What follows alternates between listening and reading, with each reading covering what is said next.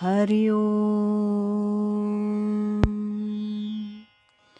सार्थक वाटे झालिया वेचाचे, जीवनगाथा एका तपस्विनीची या शीर्षकांतर्गत पूजनीय स्वामीभक्त डॉक्टर सुषमाताई वाटवे यांच्या संकलित आत्मवृत्ताचं वाचन आपण ऐकत आहोत.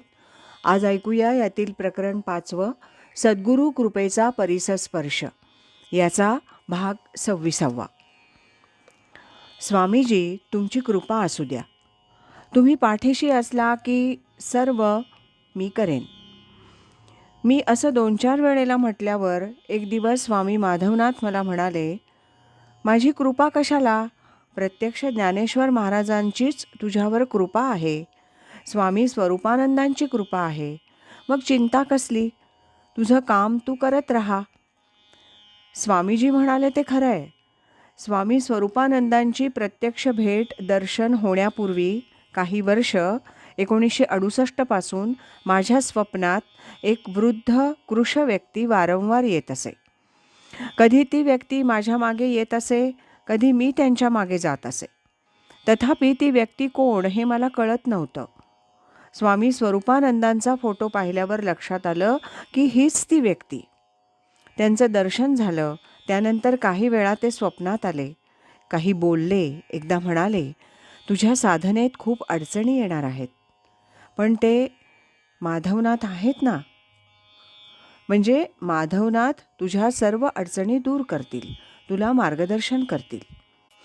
1968 ज्ञानेश्वरी वाचत असताना अचानक अंतर्शक्ती जागृत झाली आणि लेखन, वक्तृत्व, काव्य स्फुरायला लागलं. म्हणजे शक्ती वर्णमयी, वेधमयी झाली होती. पुढे ध्यान लागायला तिचा उपयोग झाला. त्याच सुमाराला स्वप्नात एक व्यक्ती घराच्या उंबऱ्यात उभी राहून मला म्हणाली, चला निघायचं. मी म्हटलं, मी कशी येणार? माझ्या मागे संसार, मुलं आहेत. मी त्यावेळी गेले नाही, परंतु 1984 माझी सर्व सांसारिक जबाबदारी पूर्ण झाल्यावर मी स्वामी कार्याला म्हणजे देवकार्याला वाहून घेतलं. या सध्याच्या कार्यात सर्व संतांची कृपा या जीवावर आहे हे पदोपदी जाणवत आहे. कोणत्याही कारणास्तव आपल्या नित्याच्या साधनेत खंड पडू द्यायचा नाही, हा स्वामीजींचा स्वभाव. त्यांच्या स्वतःच्या जीवनातील असे काही प्रसंग त्यांनी सांगितले होते. त्याचा उद्देश असा होता की इतर साधकांनी त्यापासून काही धडा शिकावा. माझ्या मनावर त्याचा खोल ठसा उमटत होता.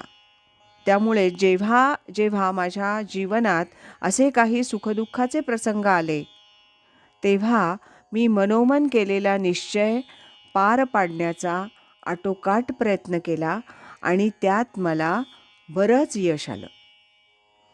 माझे दीर दादा एकदम आजारी झाले. त्यांना जवळच्या हॉस्पिटलमध्ये ठेवण्यात आलं.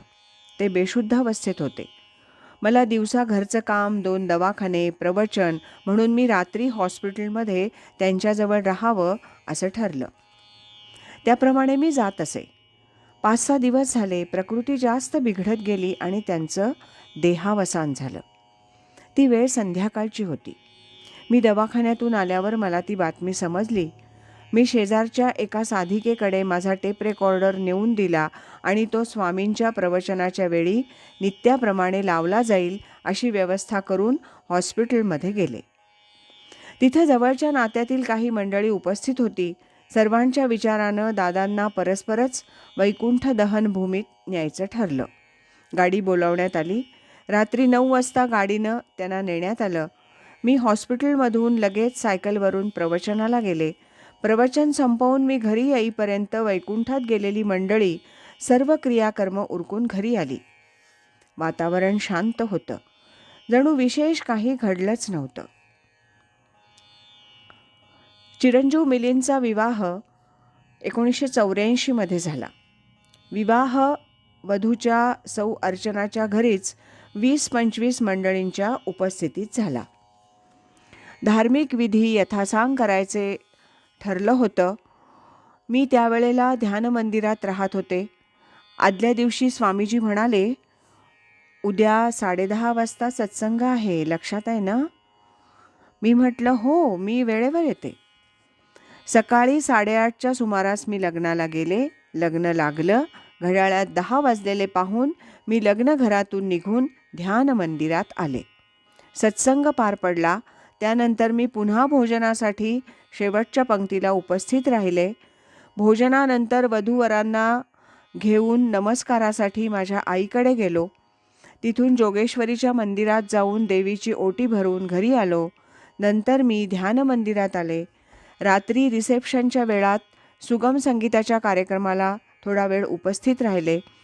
म्हणजे सांसारिक कर्तव्यही पार पडलं आणि नित्याची साधना, श्रवण हेही चुकलं नाही. आज इथेच थांबूया. यानंतरचा भाग 27 आपण उद्या ऐकूया. अखंड करी सोहम ध्यान, कृतार्थ जीवन होय त्याचे. हरि ओम तत्सत.